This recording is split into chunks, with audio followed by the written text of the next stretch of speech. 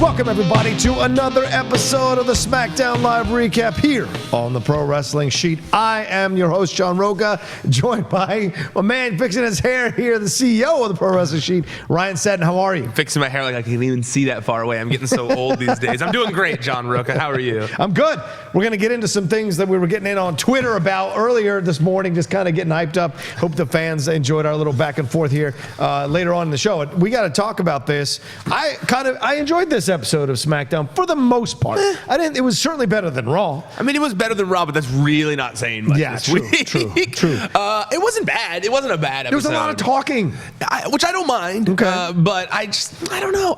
I'll be honest with you right now. I mean, like I said it yesterday, I truly feel like WWE is having their post-WrestleMania hangover. Yeah. Like, it's just, I'm sure at a certain point you're just creatively drained, and you can feel it sometimes after WrestleMania, and that's kind of whether it's me watching or them or a mixture of both. I'm not sure, but I wasn't I don't think I would say I loved this episode, but I didn't hate it either. Okay, fair enough. Well, it starts off with Michael Cole coming out. I guess they're using everybody now to introduce people in the ring. Michael Cole coming out, kind of jumping onto the Kofi bandwagon. Yeah, it was weird seeing Michael Cole on SmackDown. Yeah, that was a little strange, and seeing him do it. Maybe they're slowly moving him out, Renee. But like he came out there, announced Kofi. He said how great the moment was. Kofi came down. The fans gave him a great reception, and were like, "You deserve this." All of that. He talked about what the moment was like. We got a vignette about the past videos, and then Cole got to Kevin Owens and talked about how Kevin Owens had betrayed them and kind of laid the groundwork for a possible match.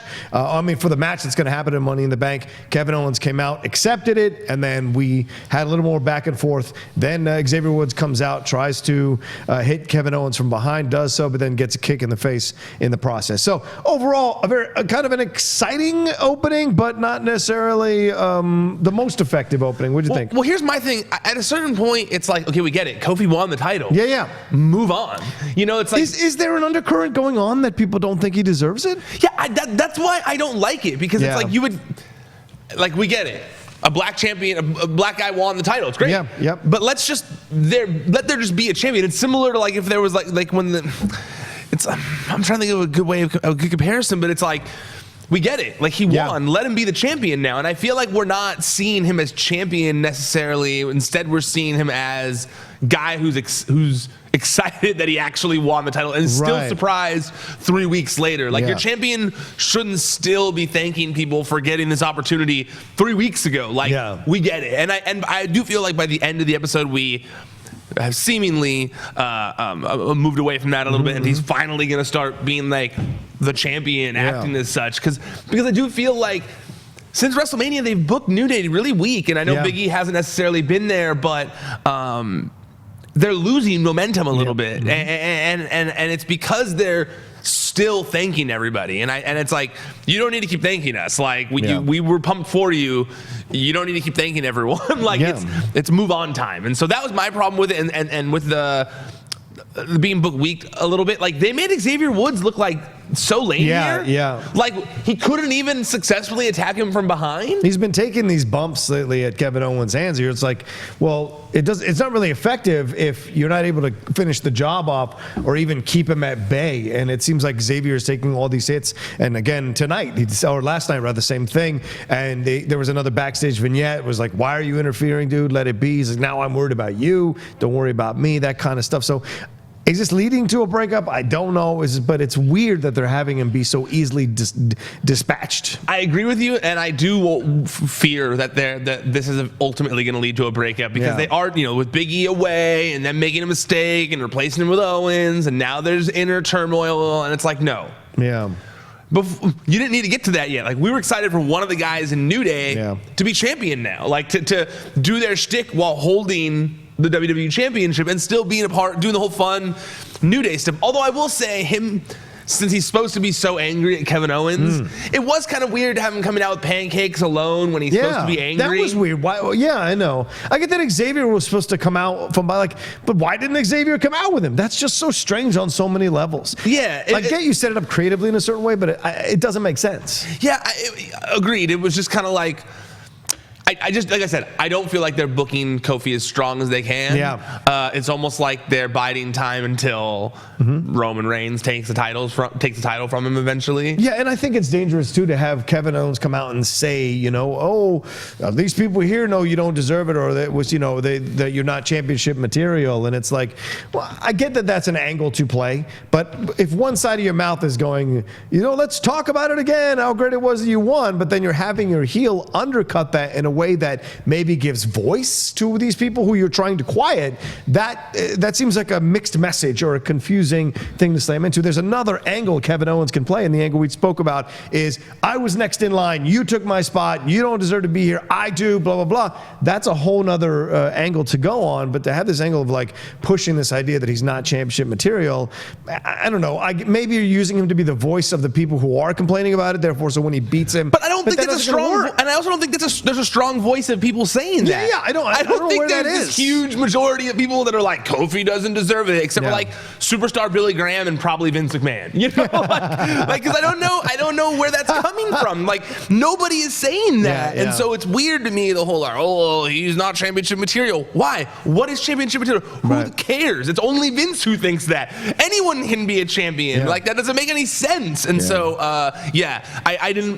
I don't think it was the strongest segment overall, but I do believe that in the end, it seems like they're getting on the right track. Yeah, and I wonder in the long run, because it feels like we as a society have changed, right? Oh, it's the first black champion. Great, we move on. Like a week or two, we're good. We got it. We had the moment. We've accepted it. We move on. We move on very quickly from the news cycle. We do, because you know what? It was long overdue. It's done, and then we move on, right? Black Panther blew up. Great, awesome. We all went to see it. We move on. I'll be over Avengers Endgame in about couple more days. Yeah, a couple more days, and then you move on. That's the way it works nowadays. And I feel like Vince is still in the old mentality of like, let's keep going back to this well and making a big deal out of it. And it's like, no, we've all moved on. We don't need it. Let him be a champion. Let him get into the things. He did it. Yeah. He proved he is championship material. Right.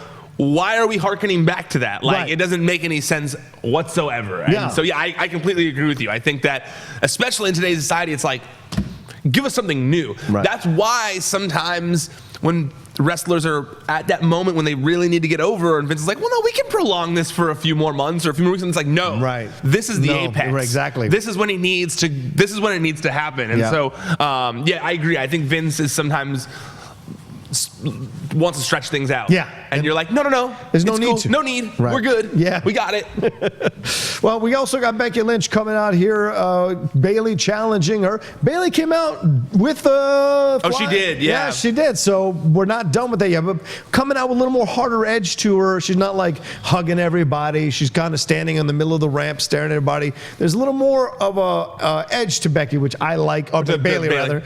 And so they come out of the ring. They have a good match. It was a good match. Pretty good match. Becky, 2 belts. They both did a nice job. Then to the disarmer, Charlotte comes out, kicks Becky in the face, then throws Bayley into the ring post and stands in the ring triumphant while they're both lying on the ground below her. You like all of this? I don't. Are we done with Becky? I'm just like in my mind. I'm like, I'm done here. You had 6 months to try to beat this woman and you couldn't do it. I was kind of done. I'm sorry. With Becky Lynch? Becky Lynch and Charlotte. I felt like I was over it last night. Yeah, I kind of have the same vibe. You know, I would say this much: the match was really good. Yeah, the match was great. The match was really good. Bayley's doing great stuff. Bayley's switching it up a little bit. The finish, as much as I feel like Bayley needs wins right now, was at least believable, and she's going against the champ, so whatever. Like, it made sense with the elbow to the disarmer, whatever. Right. I also really like that one moment in the match where Bayley was like, come on, like she like the Nakamura thing where it was like, come on, bring it to me, and they started hitting back. I thought that was really good. I like the edge to Bayley. I do feel like Bayley needed a win here more than Becky needed a win over Bayley. Right. Like, I really feel like this was one of those matches that didn't need to be booked, because it's like, it feels like they're building towards Bayley winning Money in the Bank. Yes. It feels like that's what they're building towards. Yeah. And she needs a push, and that's a smart push to do. That is, and it gives her something to do. It's something for Bayley to focus on SmackDown, so I'm into that. I just felt like the best way to build to that isn't having her lose to the champion. Yeah. That was, especially just totally clean, nothing. It's like, well, why do I want to see her? What's to see her fight back from now? Like, exactly. Last week she came out and said, "You've never beaten me." Well, now she has. So, great.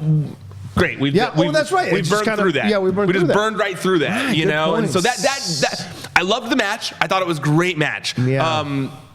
So maybe it's just more so in my mind of like, well, what about last week? So maybe the smarter move was to have Bayley really giving Becky all she could handle, and then Charlotte run in, and DQ, get everyone DQ'd. Yeah, so there's a the reason to see that match again, especially if Bayley were to win the Money in the Bank. Yeah. That's exactly how I felt watching. I was like, okay, cool. You're gonna have Charlotte run in anyway. Why didn't you just have her run in before, so Bayley didn't have to lose clean when she's in the midst of this renewed push? Yep. That was how I looked at it. However, the match was really good. I agree with you in the aspect of like, I'm done with Charlotte and Becky Lynch. Like, we've done it. We've done it. Like, give Charlotte something else to do. Yeah. Like, I love Charlotte. I think she's one of the best wrestlers on the roster. Absolutely. But just like, give her something else to do if you're not going to be.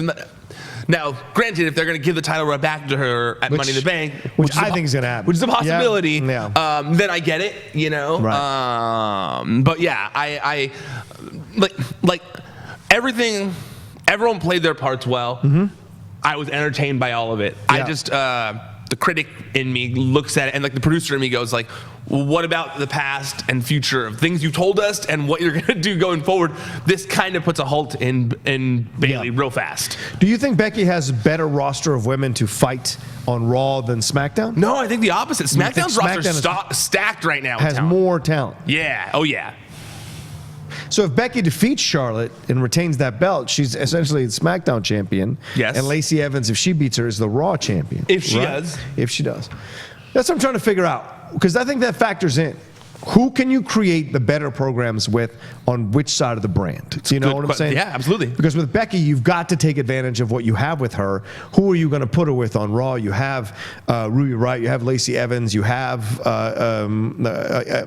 Naomi, you have Alexa, you have Sarah Logan. You have stuff you can play with on the Raw. But on the SmackDown side, who do you have here that she can play? You have Bayley. See, that's exactly Charlotte. That's exactly why I feel. You know, I know I was talking that maybe Lacey will win. Yeah. But I actually think the opposite now. Okay. I do think if I had to guess, the prediction in me, like I would guess that she beats Lacey. Okay.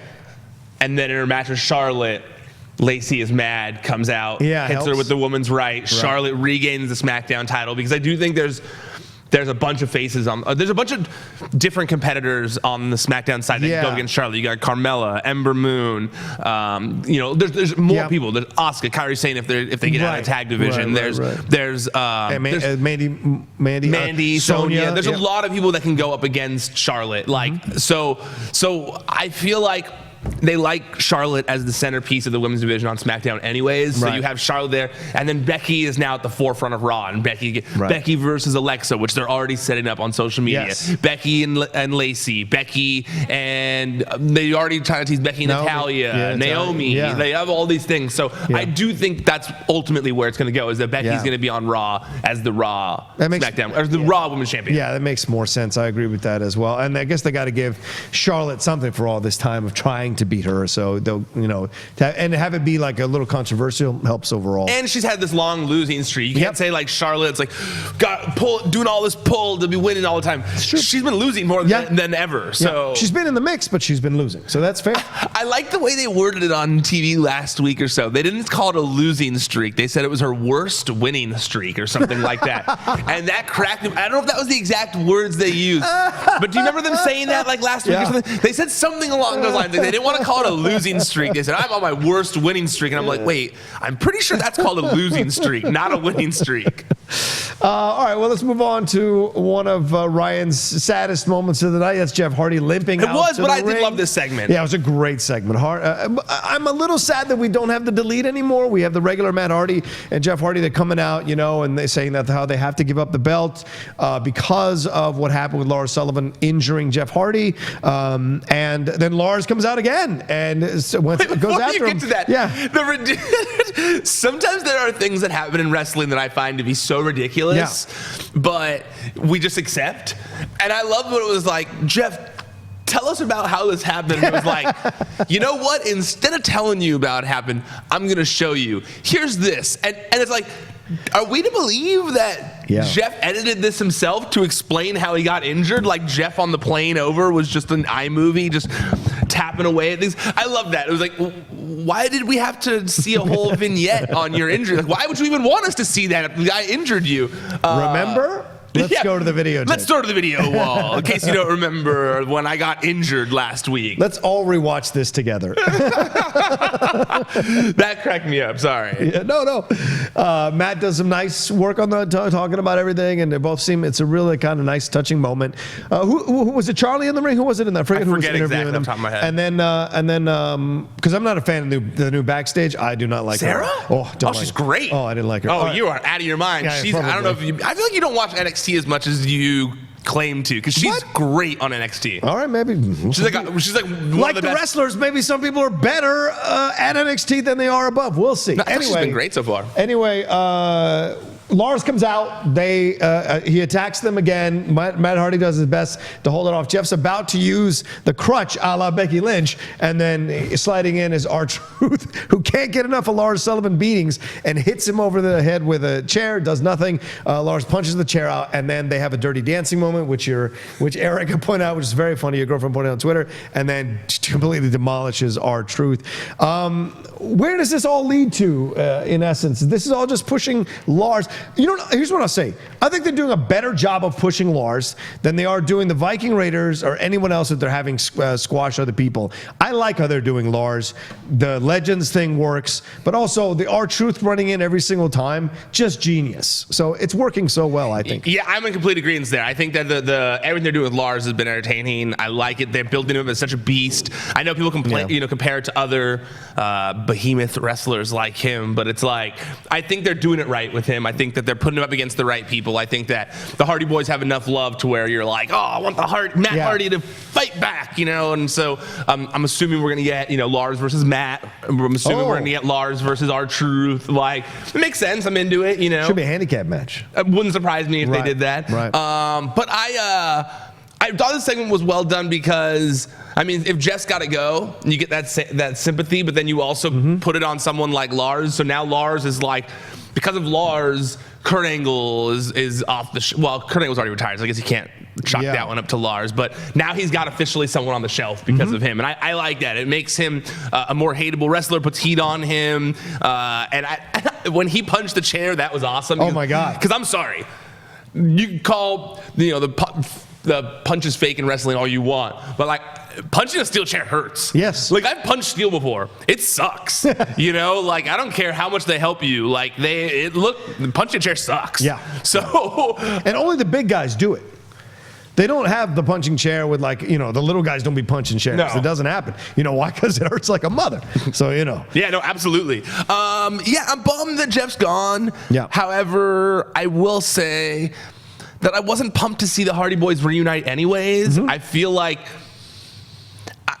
Matt had become so over with all the broken Hardy stuff that he had been doing that it was silly to kind of pretend like that wasn't a thing. And I feel like Jeff, for fans like myself who loved Jeff when he was WWE champion, I feel like I wanted both of them to get ample pushes. Like, I didn't want them on the same show. I felt like they served their own purposes. Matt serves he's got this weird, kooky, out-of-the-box thing that people enjoy, and Jeff is, Jeff's a WWE legend in my opinion. Absolutely. And so I can't deny that. I mean, Matt is too. I shouldn't say he's not. But just different levels. Jeff has been showcased by WWE stronger. And so Matt is a legend in my eyes, and he'll be in the Hall of Fame probably twice, but I just mean in terms of the way Vince pushes them. And so I would have liked to have seen Matt get his own thing. So I am hoping that with this, because Matt has been doing his whole I can draw whatever character I want out of me whenever I want. I hope he reverts back to the Woken thing on SmackDown, because the whole time I felt like, they're not giving the Woken thing love on Raw. So I was hoping that they would take him to SmackDown and let him kind of flourish there doing the broken stuff. Whether that happens or not, I don't know. We'll find out. But I hope that's what happens. I think it's the right audience for it if you're going to do it. Is the SmackDown audience? They're more. I mean, like I said, to me, it's always NXT, SmackDown, Raw. That's the progression, right? And SmackDown is always the combo of both, of Raw and NXT. It's got a nice mixture, and I think you can work something like Woke out there that will get accepted by the fans more. I do think in a few months, SmackDown's gonna be the one it's gonna go NXT Raw SmackDown. Yeah, I mean once it's on Fox, they're gonna care more about being on Fox. That's a very good point. Broadcast TV than cable. Yeah, it's a good point. So we'll see what this leads to with Lars. Let's move on to first. Let's talk about the female participants in the Money in the Bank. We had a backstage segment where Sonya gave the spot to Mandy in essence, even though Mandy tried to give it to Sonya. It's a weird segment. But she all of a sudden Mandy doesn't want to be showcased. She's a heel. That makes no sense. Well, she was doing it more facetiously, but right. At least that's how it seemed. But Sonya, I'm almost wondering if they're building towards the Sonya turn, and that's why they did that. Yeah, interesting. Because it was weird. It was like, no, you deserve it, and they're both bad guys. And it was like, well, now you guys both just seem like good people. Oh, thanks, Queen Bee.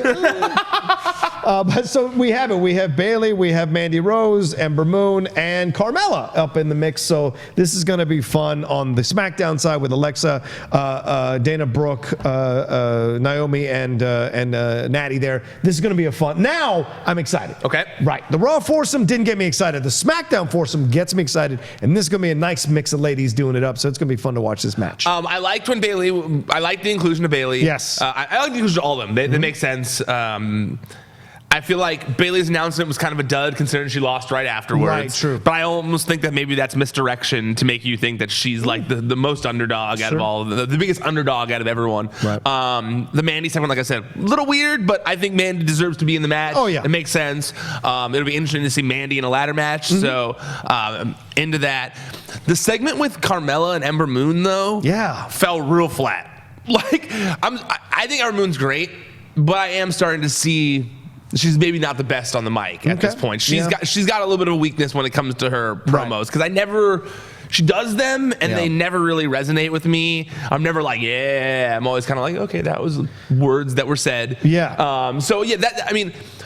I love her in-ring work. I think she's great. But this promo did fall a little flat, and Carmella just kind of like out of nowhere announcing herself in the match also it felt very forced. Yes. It felt very forced. So I like all their inclusion in the match, but just the segments themselves, like I was saying, I'm trying not to be down, but I do think that it's not me. I think that it's post WrestleMania hangover because I do feel like some of these things were very by the numbers. Like we've done this in the past, let's do it again to get through this week. Yeah. Well, speaking of the ladies, we had a tag team match here. For some reason, they had to bring out local competition against Asuka and Kairi Sane, which mind-blowing to me, but okay. I get it. Do you? Only because, like I was saying, I really feel like these are seasoned veterans. It's not about that. It's about getting a certain thing over, similar to the Viking experience or Viking Raiders or whatever they're called now. Like, they wanted to get over the fact that, look, they have their own entrance now, which I hate dual music. It's very lazy, but at least they listened a little bit and they like tried to give them their own together entrance that didn't feel weird. Even with Paige doing her thing in the middle, it felt like they were at least trying to form a thing.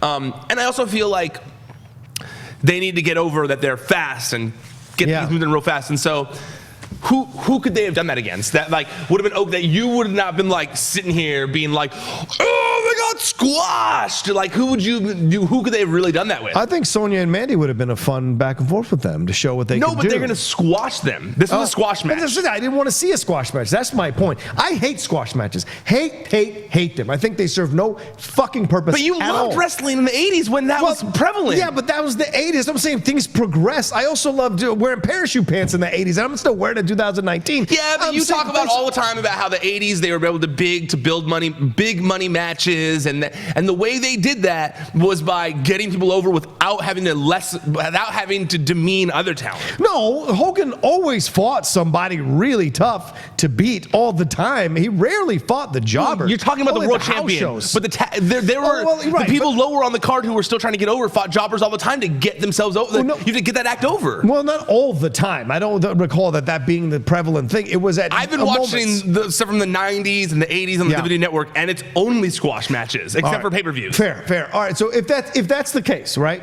Once again, we spoke about Vince's outdated approach to things at the beginning of the show. I think this is an outdated approach as well. I think people want to see good matches. There's a lot wrestling. Ryback got so over just wrestling enhancement talent, local enhancement talent. They're all the time. Braun Strowman got super over wrestling enhancement talent when he first came to Raw and he got split up from the Wyatt family. It's just a different point of view. Like, to me, I just don't like him. I don't like him because I want to see what you can do in the ring against real competition. I don't give a shit about what you can do against crappy local competition. Yeah, but it does nothing for me. But nothing. But this isn't about the match.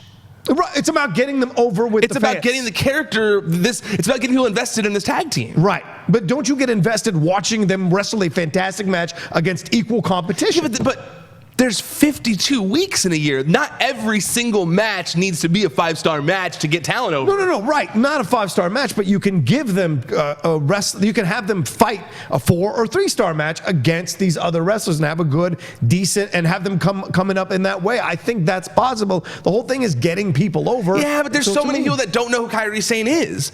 You say that like as if Kairi Sane's already over with everyone on the main roster. I don't. She's not. I'm disagreeing with you on how to get them over. I see that you agree with the squash matches and that's the way to do it. I respect that. I just don't agree. I think for me, I think Kairi Sane can get over fighting great competition or good competition and beating them. And when she beats them, the fans are going, oh shit, she can do all this, because you're forced to use more of your arsenal as the competition increases. As you use more of your arsenal, the fans see what you can do and go, damn, I love that girl. Yeah, but if you start off here, where's there to go? I'm not saying you have to start out here. That is starting out here and move up, but starting out here is a waste of time for me. Yeah, but to me, the tag match with Fire and Desire is feud worthy. Like, that's a feud. That's great.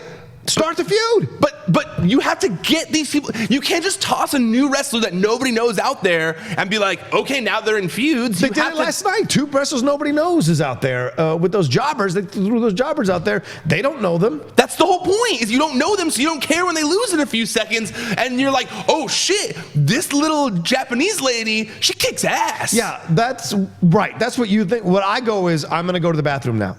I'm going to go get my pretzel now, because there's no point to see this. I know who's going to win. It's not like they're going to miraculously win. I'm going to go get pretzel. I don't want to see that. I know what they can do. See, I guess that's just like our disconnect. That's usually our disconnect is that it's not about the matches to me. Right. It's about the story. And the story, to me, I would think it was really silly if they had just put them out there and had them beat someone like Mandy and Sonya with no build-up, no nothing. I would be complaining about that. That would make me angry. Okay. Because you're like, what? They haven't done anything to get that yet. Who hasn't done anything? Kairi Sane and... Yeah. Okay. As a tag team, you mean? Yeah. Even separately. No, I'm not... Okay, I hear your point of view. I'm not saying I agree with it, but I hear your point of view. I just think you should be fighting quality matches every time you're on TV. That's my opinion. That's how you get over. I get that there's 52 weeks in the year, but I don't see Becky fighting jobbers. Becky fights everyone. Becky's the champion. She's not a new act that they're trying to get over. A new act. Who is a new act that's not doing that? Has Ricochet fought any jobber since he's come up? No. No, but he came up in a tag team. They pushed him in a different way, right, but they didn't even fight any tag team jobbers either. They fought regular competition. Yes. That's my point. I think Kairi Sane and Asuka can fight regular. And I would argue that Aleister Black and Ricochet weren't that well known as well coming out of NXT. Fair. So that's my point. They gave them great competition to show their skills. But look what happened now. And they got over. Yeah, but look what happened now. They're Ricochet's, I don't know. I don't agree. I mean, I think you can do either way, though. Like, it doesn't have to be X or Y. You can do both. Right. My preference is the other one. My preference is the X. Your preference, and you're okay with, is both, right? Yeah, because I feel like right now Ricochet has zero character, and people are like, "Hey, who is Ricochet?" Right. They have to go all over again with Ricochet. I think so. Yeah, but you won't see him fighting jobbers. You won't see him fighting jobbers because there's no. First of all, it's rare that they have just a mid-card guy fighting jobbers. Like they don't. That's not a thing. But for tag teams, they do that all the time with tag teams. Yeah, I know. That's why I don't like it. I just don't like it. But again, anyway, this was the jobbers came out. I thought they wrestled okay. They weren't great. But you had to wonder about that, right, Ryan? Has anyone ever done that and then become part of the WWE? Yeah, lots of people. Really? Yeah. James Ellsworth. Oh, all right. I'm just saying that's a recent example. I guess. But no, I mean the Hardy Boyz. Were they people? They were like 15-year-old jobbers on WWE TV and stuff. Like if you look back, that's cool. Oh, there's God, throughout history, you can't even count on on two hands. I would love to explore the history of that. Oh, maybe I'll do that in a deep dive one night. Countless. It's fun because these ladies didn't look like. I don't see a future for these ladies. It's actually funny. It's one of my favorite things of watching superstars lately is when you watch and you go and they come out to the ring to wrestle a jobber, and you go, hey, that's Perry Saturn, or you're like, hey, what the hell? That's so and so. I was like every episode that I went, hey, that's so and so. All the time. Or that's dance. I remember Scarlett Bordeaux. She was a jobber. Okay. She's not in WWE now, but she was a enhancement talent when she was local once. And now she's a big thing and back. Right. I'm trying to remember other recent ones, but a lot of them get signed to NXT afterwards.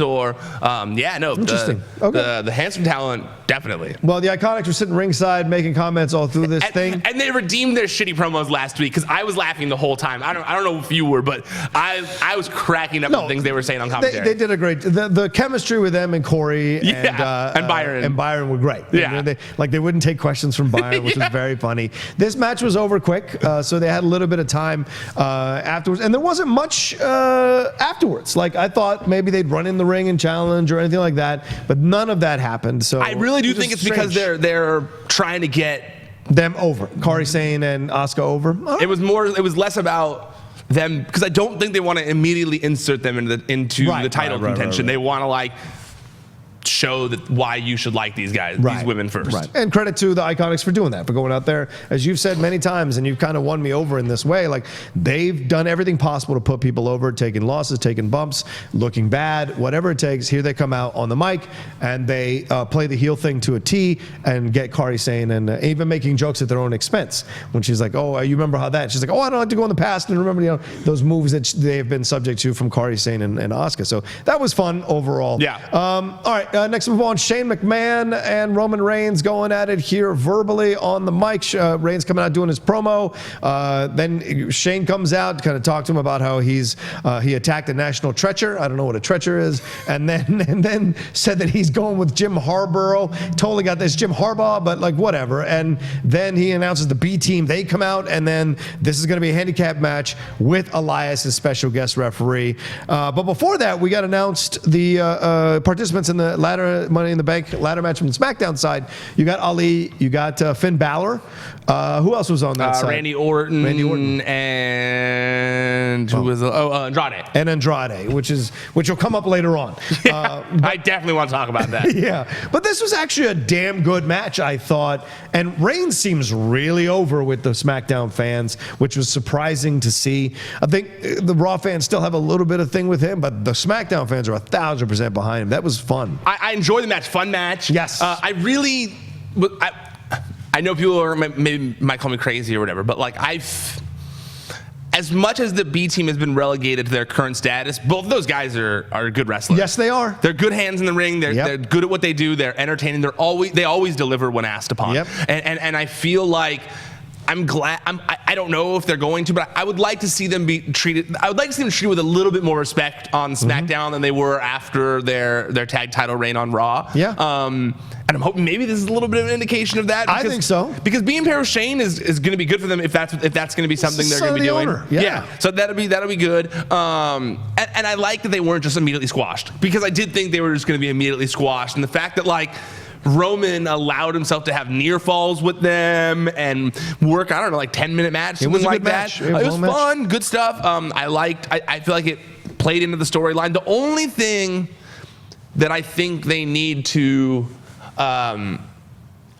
caution against is making it look like Roman is overcoming the odds again. Because I think the Roman overcoming the odds, one, we've seen it already, and two, it's the reason people resent him. Yep. They go we get it. Roman can beat 100 people at once. We get it. Yeah. Roman can throw everyone out of the Royal Rumble. We get it. And that's not me, it's not how I look at it, but I do feel like that is one of those things that leads down the path of why people don't like Roman Reigns. Right. Punching Vince, cool. Being cool on the mic, I liked that. Yep, when he was oh, it's McMahon family. He was like, no, it's your daddy's money, and I put him on the ground over here. Like, oh, okay, that's badass. I like that. It's a cool, badass thing to do and say. Yep. So that was cool. I do fear that the stacking the odds against Roman does sometimes lead to resentment against his character. Yes. People just want to, people like you just want to see him wrestle good matches. Yeah, that's all I want. And I was very happy to see him do that this time and see the fans get behind him, because I'm in that place now where, okay, Roman is here to stay. Roman's been a while. It came back from leukemia to fight. You got to give him respect for that. And then now you just want to see what he can do in the ring finally after all these years. Remember, he started out as a young man, so it wasn't like he was coming in at 35. Like, the guy has had time to build his thing. He's fought some great competition, and now he's in the situation where he can show what he can do. And I thought he carried this match really well. Yeah, I did too. And the twists and the turns and the story of the match were well done as well, with the yanking out of the referee and the switching around. And I love that even Elias had to respect the speed of the count, which was hilarious to me. that was. I think because normally it's like, you 1, 2, 3, you're out. But when he was doing it like in a pace, I'm like, what is happening? And then when he couldn't get the three, he's like, oh, so close. I'm like, you're in control. It was so funny the way they played that. That happened on at the Impact pay-per-view this weekend. It was Brian Cage versus Johnny Impact for the title, and I know you don't watch Impact, but like there's a Johnny, like a referee, cheated basically recently, and then joined Johnny's like little stable. He's got a little stable now. And when the ref got knocked out at the pay-per-view, the shady ref came running, and he did the same thing. And I was cracking up that it was like he did a regular count when he's already a shady ref. And Johnny said to him, like, you heard Johnny say, why didn't you count fast? And he said something like, I tried, or I thought he wasn't going to kick out, or something like that. And it made me laugh, because it was like, even Johnny impacted him, like, why didn't you count fast? So yeah, that made me laugh too. But I agree with you that, like, they easily could have, made Roman look strong, but instead they did have him wrestle a match with these guys and have believable near falls. And for that, I applaud them, because I think, making every person on the roster look as strong as possible is good. So if they can if they could resurrect the B team, make them look strong again, that'd be awesome. I'll be honest with you. Whoever was in charge of taking them off TV for a little bit, let the public forget them for a little bit, and then bringing them back this way, deserves a congratulations. I think they did a smart job in that way. If they continue to use them, and it wasn't just like, who do we got?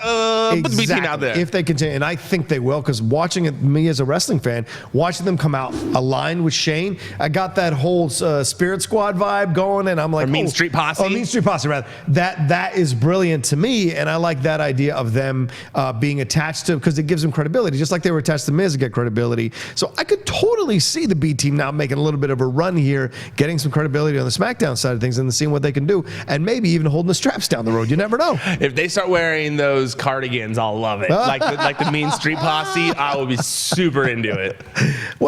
Was Dolph part of the Mean Street Posse? No. Somebody He wasn't. That was way before Dolph Ziggler. Somebody became part of them. Someone came out of the Mean Street Posse. I can't remember who that was. No, because it was Pete Gas, Rodney, and I forget the other guy, Joey Abs or whatever. Okay. So, and none of those guys ever became anything in the WWE separately? Not solo. Okay, no. all right. Not that I recall. Maybe Pete Gas for a minute, but nothing like of success. Maybe Pete Gas for a minute. Maybe. I feel like Pete Gas did for a minute. I don't remember. These are great 30 for 30s we should do on the pro wrestling show. Pete Gas. What if I told you? He wrote a book recently. Yeah? Yeah. What? Pete Gas wrote a book? I almost read it. What? I think he wrote a book. I almost read it. I like the Mean Street Posse. I had it in my hands at the 99-cent bookstore, and I was like, no.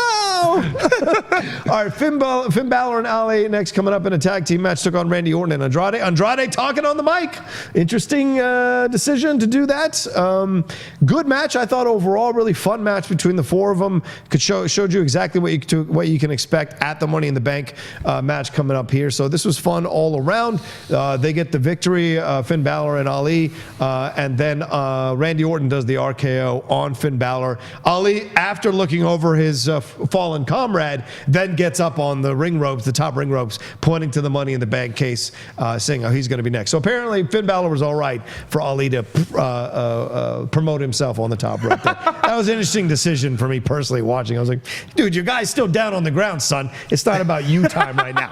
All right, so anyway, what'd you think of this? Okay, first of all, before we get into everything else, what'd you think about that Andrade promo?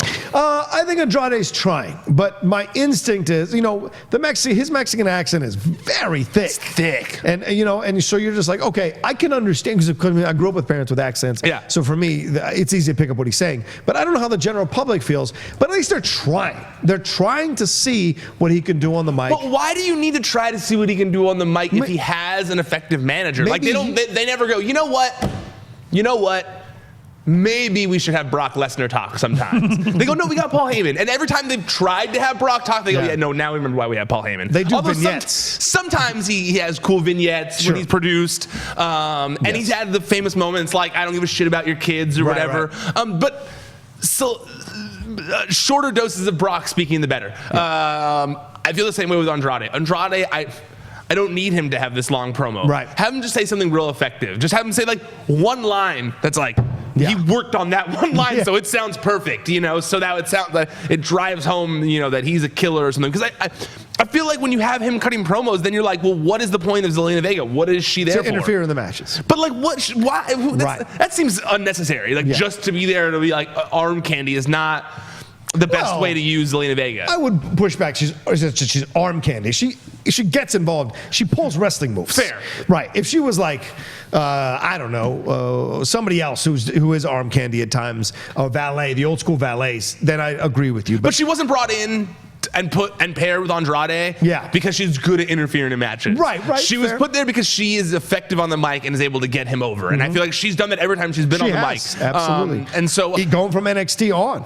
Yes, and I feel like these promos make him, I don't know, it just seems like less tough. I feel like he's like, because some people go like, oh, his accent or whatever, and they're like, oh, he's speaking Spanish or whatever. I don't know. Like, I just feel like he doesn't need it. Like when he made that joke about Randy Orton, it felt just so out of place. Like when he said like, oh, you could tag me in if you want to learn anything, and it was like, what? First of all, what are you talking about? Like, I love Andrade, but Randy Orton's like a 12-time world champion. Like, he doesn't need to take lessons from Andrade. And I get it was scripted to do that. Whatever. I'm just saying, like, nothing he said in that promo was that effective or anything like that. Look, and it cracks me up. It reminded me of those moments when these young punks or young pukes come through the Schmodown and start to come at me with their bullshit, and I'm just like, what are you trying to tell me what to do? What are you trying to say? Win a title, then you can come speak to me. And that was the look Randy Orton had on his face too. It's the face you're supposed to have. Yeah. When anyone walks up wasn't on a goddamn thing on your level and starts to think they can school you on a damn thing. And so I loved when Randy's face completely. It was great. He didn't have to say a word. No, he didn't. He just had his look on his face. He went like, okay. Who took the pin? And also, agreed. But also, I think the other reason is like, heel versus heel just doesn't work for me. Like, it really doesn't work for me. And you go like, why is this heel taunting this other heel? I'm sure an Andrade Randy Orton match would be dope. Yeah. But I don't know. I don't know. What do you think they're lining up here? Because I think it's all just to build up Money in the Bank. I don't think they're building towards Andrade versus Randy. No, but do you think Orton versus Balor is in play now because he RKO'd Balor for that title?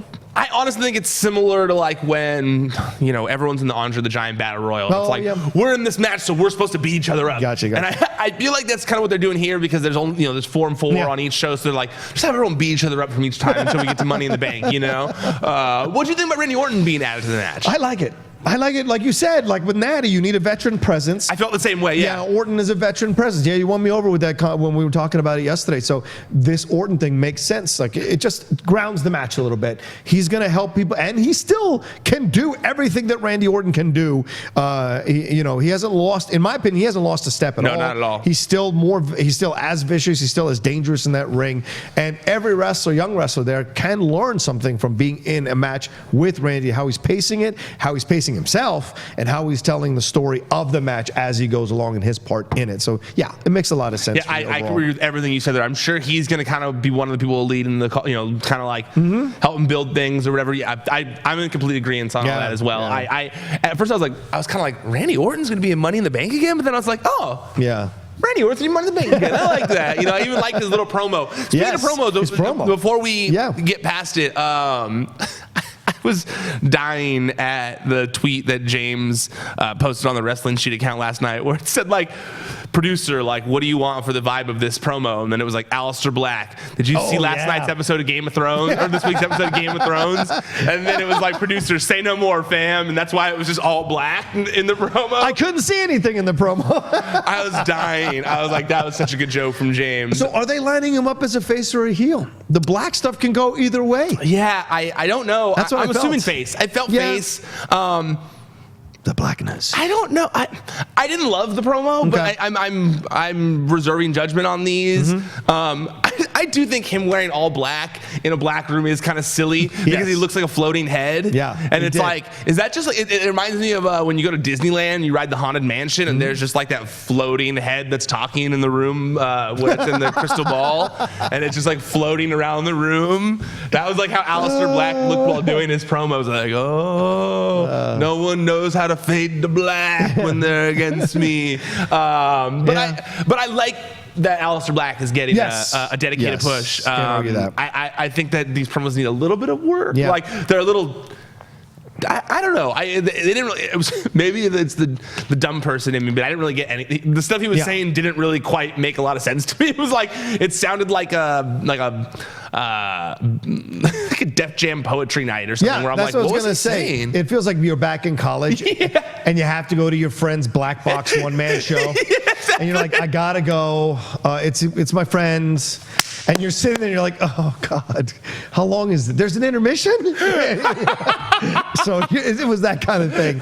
So yeah, 100%, a little more work on the promos would work. Because Aleister Black is badass just by himself. Yeah, and the ones they did at NXT, maybe I just didn't notice it because they had other things going on, so you don't necessarily focus on just the words. Right. But if you're going to take away all focus on just place it all on his head. Yeah. And I'm gonna have to pay attention to his words. Right. So those words better be strong. Right. That's all I'm gonna say. That's how I feel about that. I agree with that completely. We finish up the show with Xavier Woods being on the KO show. Not really. Well, yeah, the conversation. He was his toy.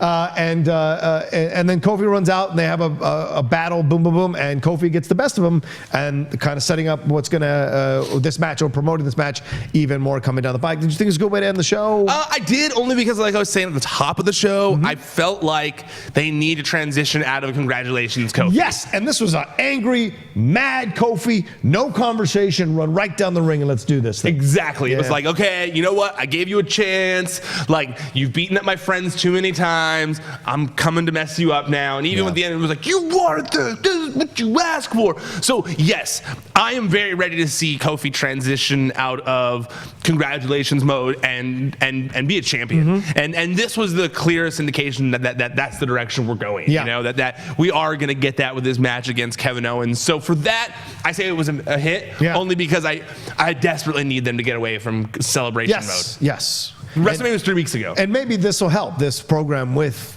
Kevin Owens will help to put that and solidify that, move past it. I think it will because Kevin Owens is good at evoking seriousness from people. Yes, he's when he turns it on and he can be angry Kevin Owens and be like the dastardly Kevin Owens that we all know. I think that's when he's best, and I feel like he's going to bring that same emotion out of Kofi Kingston. Yeah, thoroughly agree, and this will be fun to. I'm looking forward to this match. Yes, me too. This is going to be fun, right? Because how many more weeks we got to this thing? 2 or 3 more weeks. May 19th, I think, is when it's supposed to be. Oh, is it May 19th? I think so. We looked this up once on here. I remember. We really did. It's crap. It doesn't say. All right, it's okay. Let me see here. Everyone's gonna watch it anyways. It's like 2 weeks. I just want to make sure because I've got that match in Houston live. Yeah, May 19th. So I'm gonna be flying back, and I'll be back in time to watch it. But it's also the finale of Game of Thrones. So that's I know. That's surprising to me that they would schedule it for that weekend because they are asking a lot of the fans. Well, I will say, luckily we live on the West Coast. Yes, true. We get both. It's one of those situations where I go like, thank God I live on the West Coast, because by the time I finish Money in the Bank, I can then start. Yeah. I can instantly start Game of Thrones, so I'm good with that. Yeah, I don't know why they did that. Not the smartest thing. Scheduling wise at all. All right, but there you go. So, all right. So overall, we thought it was an okay episode of SmackDown, I would say, and we'll see how the next couple of weeks shapes up, because it feels like this could have essentially been a send-off show. We were ready to go. So we'll see what they do for the next 2 weeks to build this thing up more and more. All right, Ryan. Thanks everybody for watching. Tell everybody where they can follow and read everything we do. ProWrestlingSheet.com. That's the website where you can find all the top stories throughout the week. At Wrestling Sheet on social media. YouTube.com/C/Wrestling Sheet. That's where you can find the stories. That's where you can find the videos that we do all week. We do the Raw and SmackDown recap. We've also got Wrestling Sheet Radio that goes up Thursday night, where we talk about all the top stories of the week. Also, you can check out the audio version of all of our shows. It's on all podcast platforms: Podcast One, iTunes, Spotify, everything else. Just search Wrestling Sheet Radio. There you go. You can follow him at Ryan Satin. Follow me at The Rocha Says, and we'll have more coverage of this as it comes along. Of course, you've got the Wrestling Sheet Radio on Thursday, and then we'll be back next week for new episodes of the Raw recap and the SmackDown Live recap here on the Pro Wrestling Sheet. Until then, have a great week, and we'll talk to you soon. ProWrestlingSheet.com